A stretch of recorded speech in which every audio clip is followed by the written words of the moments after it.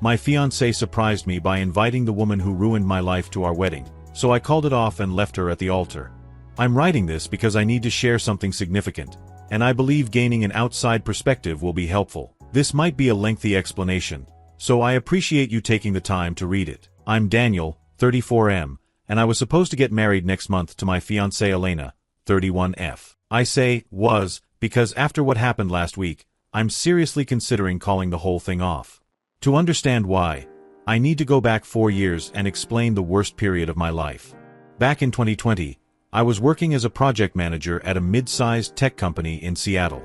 I loved my job, had a good reputation, and was being considered for a promotion to senior management. I was also casually dating someone named Cassandra, 28F at the time. We met through mutual friends at a house party and hit it off immediately. She was charming, funny, and seemed genuinely interested in me. We dated for about 3 months. Looking back, there were red flags I should have noticed. Cassandra was very intense from the beginning, talking about our future together after just a few weeks. She would show up at my apartment unannounced, claiming she was in the neighborhood. She also had a habit of going through my phone when she thought I wasn't looking, which I confronted her about once. She laughed it off, saying she was just curious about my friends. The relationship ended when I realized we weren't compatible long-term. Cassandra wanted to move in together and was pushing for exclusivity in a way that felt rushed and controlling. I was honest with her about wanting to slow things down, but she didn't take it well. She accused me of leading her on and said I was afraid of commitment. The breakup wasn't pleasant, but I thought it was over. I was wrong. 2 weeks after our breakup, Cassandra showed up at my workplace. She caused a scene in the lobby, crying and demanding to speak with me. Security had to escort her out. My boss, Penelope, pulled me aside and asked if everything was okay. I explained that it was just an ex who was having trouble accepting the breakup. Penelope seemed understanding, but I could tell she was concerned about workplace disruption. A month later, things escalated dramatically. Cassandra filed a police report claiming I had sexually assaulted her during our relationship. The accusation was completely false, but it didn't matter. The police showed up at my office with a warrant for my arrest. I'll never forget the humiliation of being let out in handcuffs while my coworkers watched in shock. I spent 2 days in jail before my lawyer could arrange bail. The charges were serious, and even though I knew I was innocent, I was terrified. My lawyer, David Taylor, explained that these cases often came down to he said she said situations, and the outcome was never guaranteed. While I was dealing with the legal system, my personal and professional life imploded.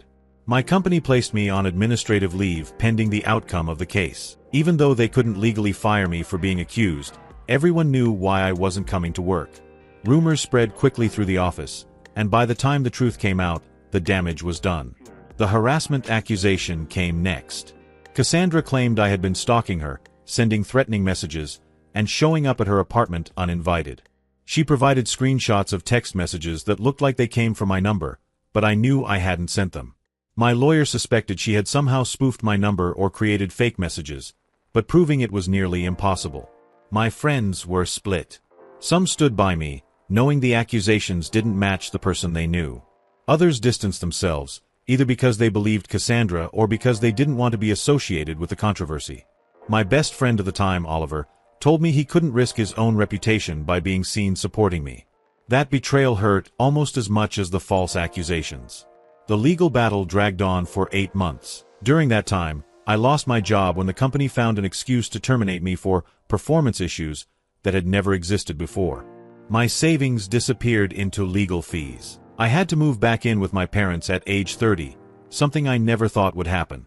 The stress took a massive toll on my physical and mental health. I developed anxiety so severe that I had panic attacks when leaving the house. I lost 25 pounds because I couldn't eat properly. Sleep became impossible without medication. I started seeing a therapist, Dr. Violet Williams, who helped me understand that I was experiencing trauma from the false accusations and social ostracism. The truth finally came out when one of Cassandra's friends, Nicole, came forward with information. She revealed that Cassandra had admitted to making up the accusations because she was angry about our breakup. Nicole provided text messages where Cassandra discussed her plan to make me pay for rejecting her. She had also discovered that Cassandra had done something similar to another ex-boyfriend 2 years earlier, though that man had moved out of state and never pressed charges. With this new evidence, The charges against me were dropped. The district attorney even issued a public statement acknowledging that I had been falsely accused. But the damage was already done. My reputation was destroyed, my career was derailed, and my faith in people was shattered. Cassandra faced charges for filing false reports and harassment, but she only received probation and community service. She moved to another city shortly after, leaving behind the wreckage she had created in my life. The aftermath was almost as difficult as the accusations themselves. Even though I was officially cleared, some people continued to view me with suspicion. Potential employers would find news articles about the case during background checks. Dating became nearly impossible because I felt obligated to explain my history, and many women weren't comfortable with the baggage. It took me 2 years to rebuild my life. I eventually found work at a smaller company where the owner was willing to look past my history and focus on my skills. I slowly regained my confidence and started dating again, though trust remained an issue. That's where Elena comes in. I met her through a hiking group in 2022. She was new to Seattle, having moved from Portland for a job in nonprofit management. Elena was different from anyone I had dated before. She was patient, understanding, and didn't judge me when I eventually told her about what had happened with Cassandra. Elena listened to my whole story without interrupting, then hugged me and said she was sorry I had gone through something so terrible. She never made me feel like damaged goods or treated me with pity. Instead, she helped me continue healing by being a stable, loving presence in my life. We moved in together after a year of dating. Elena met my parents and my real friends, the ones who had stuck by me during the worst time of my life. She integrated seamlessly into my support network and even convinced me to try therapy again to work through some lingering trust issues. When I proposed last December, Elena cried happy tears and said yes immediately. We started planning a small wedding for this October, inviting only close family and friends, about 50 people total. Elena understood that I preferred keeping things intimate after everything I had been through. The planning process went smoothly until last week. Elena had been handling most of the arrangements because she enjoyed it, and I was grateful for her enthusiasm. She kept saying she had a few surprises planned for the wedding day, which I assumed meant special decorations or maybe a particular song for our first dance.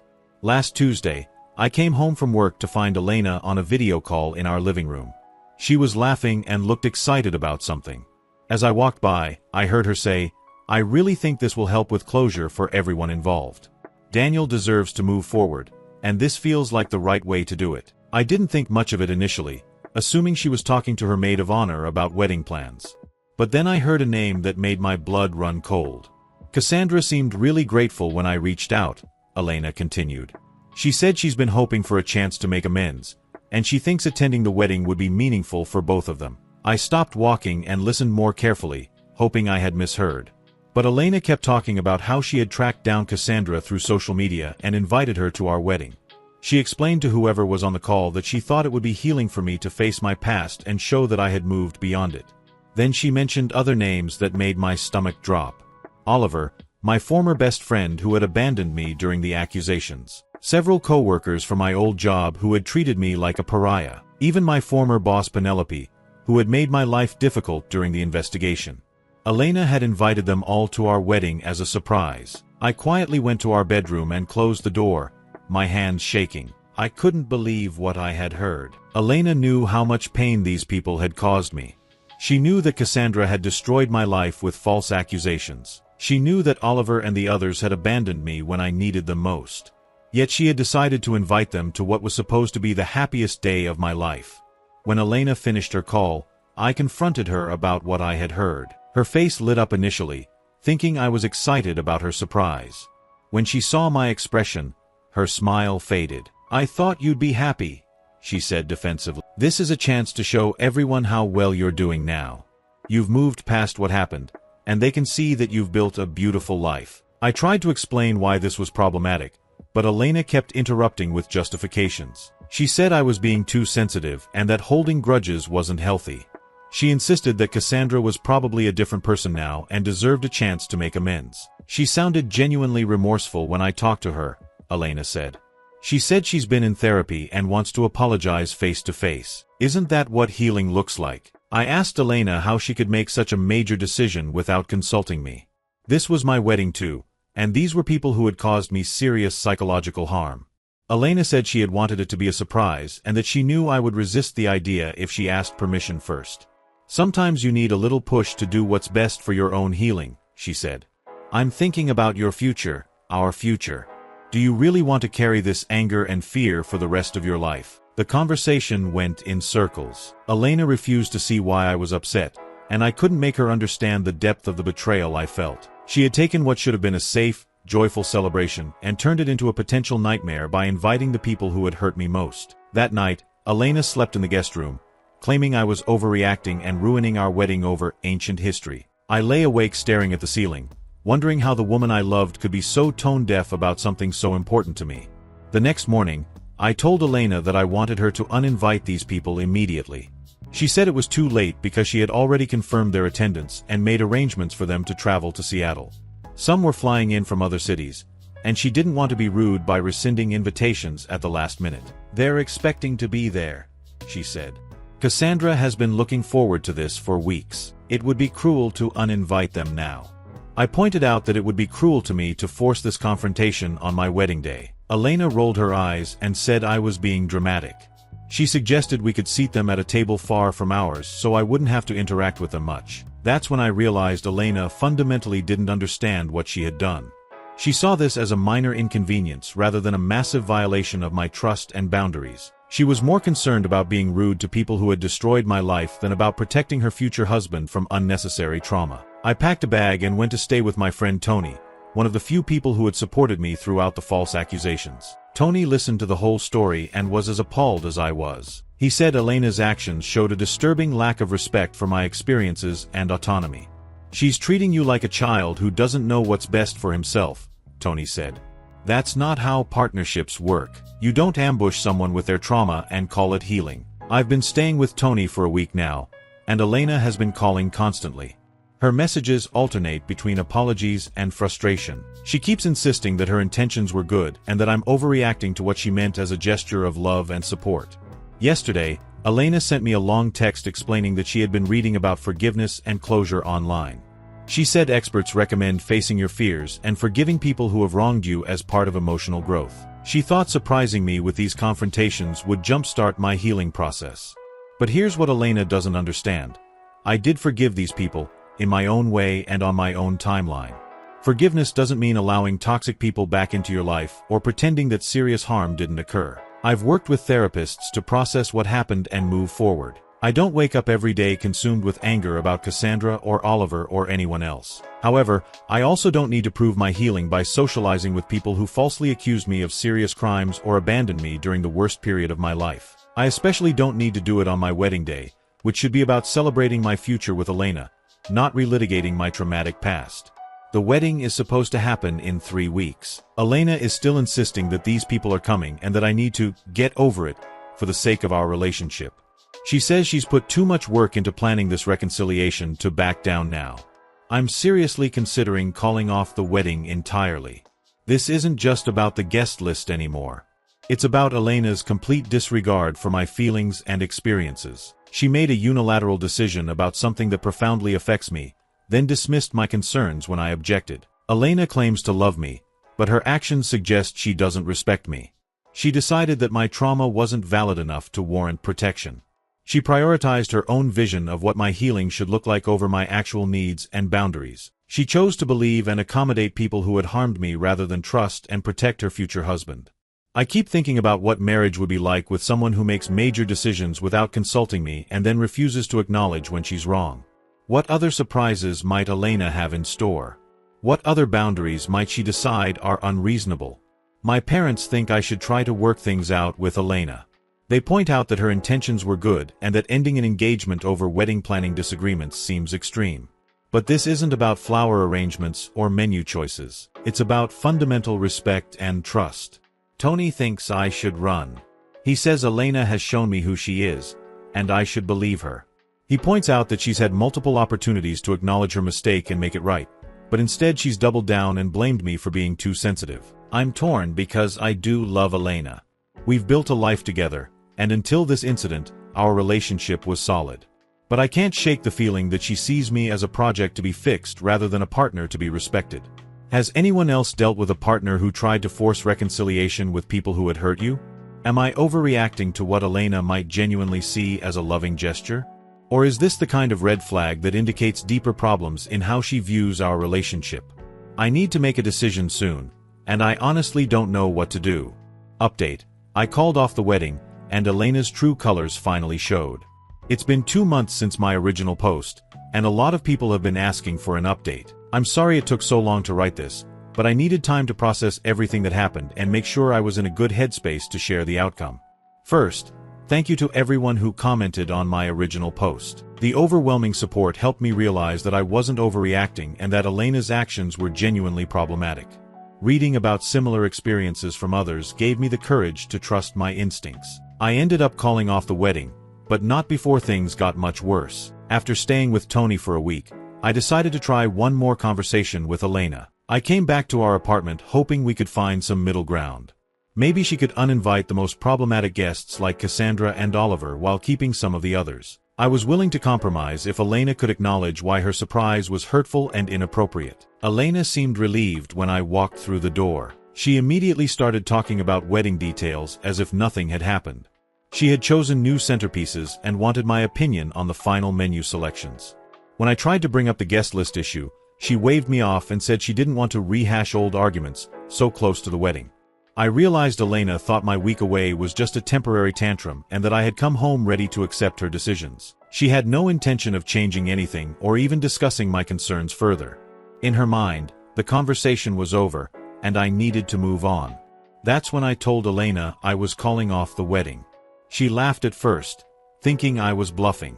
When she saw I was serious, her demeanor changed completely.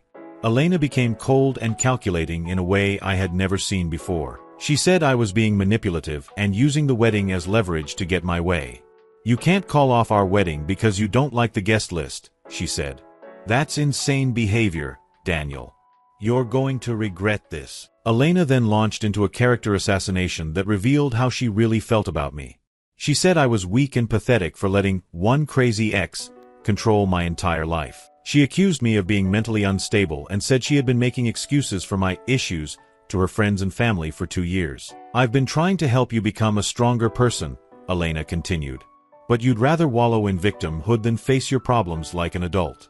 Maybe Cassandra was right about you being unstable." That last comment was like a knife to the heart.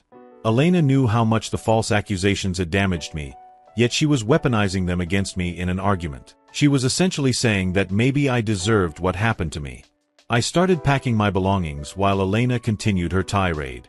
She said I was throwing away the best relationship I would ever have and that no other woman would be patient enough to deal with my baggage. She predicted I would end up alone and bitter, consumed by paranoia about people who had moved on with their lives years ago. Elena's mask had completely slipped. The supportive, understanding woman I had fallen in love with was gone, replaced by someone cruel and manipulative. I realized that her initial acceptance of my trauma history might have been calculated rather than genuine. Maybe she had seen my vulnerabilities as something she could exploit or control. As I was loading boxes into my car, Elena made one final threat that confirmed I was making the right decision. She said she was still planning to go through with the wedding reception since everything was paid for, and all the guests she had invited would still be coming. "Cassandra and the others deserve to know what kind of person you really are," Elena said. "I'm going to tell them exactly why you ran away again instead of facing them like a man." I told Elena she was free to do whatever she wanted, but I wouldn't be there to be humiliated. I finished packing and left without another word. Tony let me stay with him while I looked for a new apartment. During that time, I learned more about what Elena had been doing behind my back. Apparently, she had been in contact with several people from my past for months, not just the weeks before our conversation. Cassandra had been particularly eager to reconnect. According to screenshots Tony found on social media, she had been telling people that she regretted what happened between us and wanted to make amends. But her version of events painted the false accusations as a misunderstanding, rather than deliberate lies designed to destroy my life. Elena had been eating up this redemption narrative. She genuinely believed that Cassandra was a reformed person who deserved forgiveness, and that I was being stubborn by refusing to give her a second chance. Elena saw herself as a peacemaker bringing together people who had been torn apart by miscommunication. The scariest part was learning how much personal information Elena had shared with these people. She had told them about my therapy sessions, my anxiety medication, and my ongoing struggles with trust issues. She had provided a detailed roadmap of my vulnerabilities to people who had already used them against me once before. Oliver confirmed this when he called me a few days after I moved out. He said Elena had reached out to him months earlier, explaining that I was still angry about his lack of support during the false accusations. Elena had asked Oliver to consider attending the wedding as a way of showing that our friendship could be rebuilt. Oliver actually apologized during that phone call. He said he had been a coward for abandoning me when I needed support, and that he understood why I wouldn't want him at my wedding. He had only agreed to Elena's invitation because she convinced him that I secretly wanted reconciliation but was too proud to ask for it directly. She made it sound like you were suffering because you missed our friendship, Oliver said. I thought I was helping you by agreeing to come. I had no idea you didn't know about any of this. I appreciated Oliver's apology, but it didn't change the fact that Elena had been manipulating both of us by claiming to speak for my feelings and desires. The wedding date came and went. I heard through mutual friends that Elena did hold some kind of reception, though most of the original guest list didn't attend once word got out about our breakup. Apparently, Cassandra and a few others did show up, and Elena spent the evening trash-talking me to anyone who would listen. Elena has been trying to damage my reputation ever since, telling people that I abandoned her at the altar because I'm too mentally unstable for a serious relationship. She's spreading rumors that I'm paranoid and controlling, and that she's lucky to have escaped before we got married. Ironically, this campaign to destroy my character has backfired. People who know me well recognize Elena's behavior as vindictive and unreasonable. Some mutual friends have reached out to apologize for initially taking her side and to check on my well-being. My family has been incredibly supportive throughout this whole ordeal. My parents admitted that they had concerns about Elena's surprise but didn't want to interfere with my relationship.